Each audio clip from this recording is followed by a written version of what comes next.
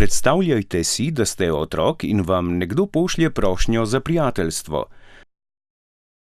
Neznanec na drugi strani se lahko predstavi kot punca ali fant vaših let. Iz radovednosti sprejmete prošnjo in začnete pogovor, a v resnici ne morete vedeti, s kom govorite.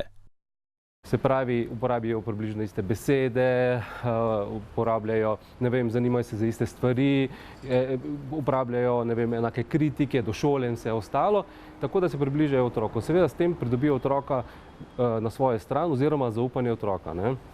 V nadaljevanju seveda potem je pa priprava otroka na to, da bo nekaj naredil v svojo škodo.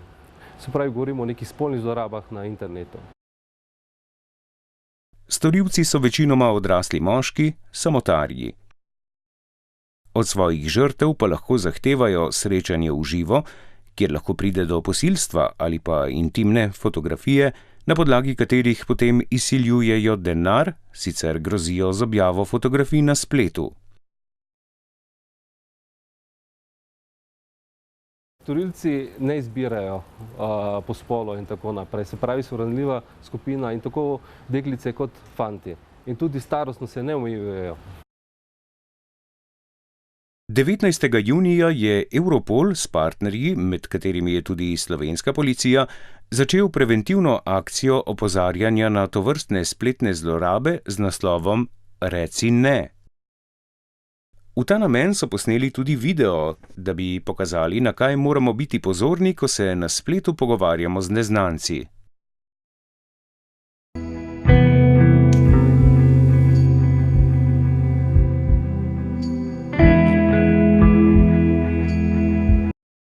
Če nas neznanci začnejo vabiti na videoklepet, pošiljajo neokusne fotografije ali sprašujejo po preveč osebnih podatkih, je najboljše, da jih odslovimo in jih blokiramo na družbenih omrežjih.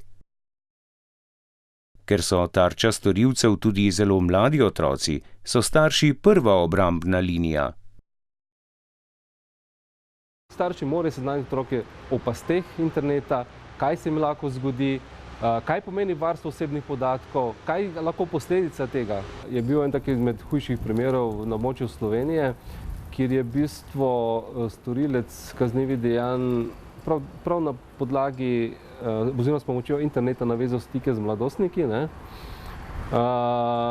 Nekako so imeli skupni interes, ali je bil to zdaj šport ali se točno spomnim, ampak kaj je bilo na koncu? Na koncu je bilo to, da so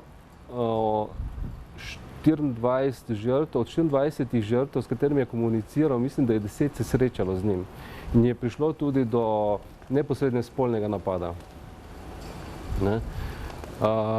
Kaj je zanimivo v tem primeru, ko smo naredili analizo po tistem, je to, da so imeli vse žrtve so imele neomejen dostop do interneta, se pravi, so imeli računalnik v svoji otroški sobi, se pravi, so komunicirali brez vednosti staršev. Da samo 3 starši so poznali delovanje interneta in v teh samo 2 delovanja, recimo Facebooka, ki se vse dogajalo na Facebooku oziroma na teh klepetalnicah. Policija svetuje, da naj otroci v primeru spletnega nadlegovanja o tem obvestijo prijatelja, starše ali osebo, ki ji zaupajo. Pogovore shranite, da bo lahko policija raziskala primer. Starši pa naj spremljajo, kaj njihovi otroci počnejo na spletu in s kom se pogovarjajo.